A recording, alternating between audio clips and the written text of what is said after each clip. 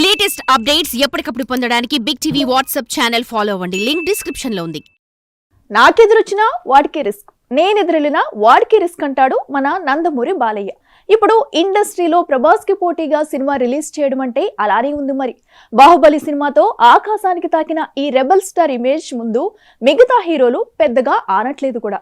అలాంటి పరిస్థితుల్లో ఈ టాప్ స్టార్ కి పోటీగా తన సినిమాని రిలీజ్ చేయడానికి ధైర్యం చేస్తున్నాడట ఈ కుర్ర హీరో.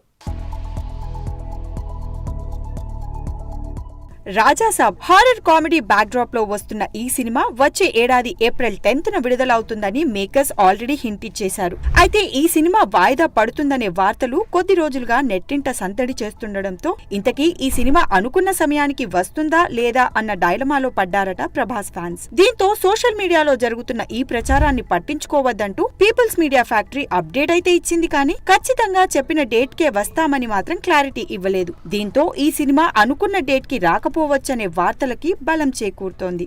ఇక దీనికి తోడు సిద్ధు జొన్నలగడ్డ బొమ్మరిల్లు భాస్కర్ కాంబోలో రూపొందుతున్న జాక్ రిలీజ్ ఏప్రిల్ 10నే చేయబోతున్నారన్న వార్తలు రావడంతో డీలా పడిపోయారట డార్లింగ్ ఫ్యాన్స్. వాస్తవానికి రాజాసాబ్ షూటింగ్ ఇంకా పూర్తి కాలేదు. హను రాఘవపూడి ఫౌజీలో ప్రభాస్ బిజీగా ఉన్నాడు. ఎందుకో దానికి ఎక్కువ డేట్లు కేటాయించి వేగంగా పూర్తి చేసేలా కనిపిస్తున్నాడు మన రెబల్ స్టార్. ఇక ఇటీవలే గాయంతో బ్రేక్ తీసుకున్న రాజాసాబ్ బ్యాలెన్స్ ని తిరిగి జనవరి నుంచి మొదలు పెడతాడనే టాక్ టీ టౌన్ లో గట్టిగానే వినిపిస్తోంది. చూడాలి మరి డార్లింగ్ వస్తాననుకున్న ఏప్రిల్ 10కి వస్తే సిద్ధు జొన్నలగడ్డ సైడ్ ఇస్తాడా లేక తగ్గేదేలే అంటూ అదే తేదీన బరిలోకి దిగుతాడా అని.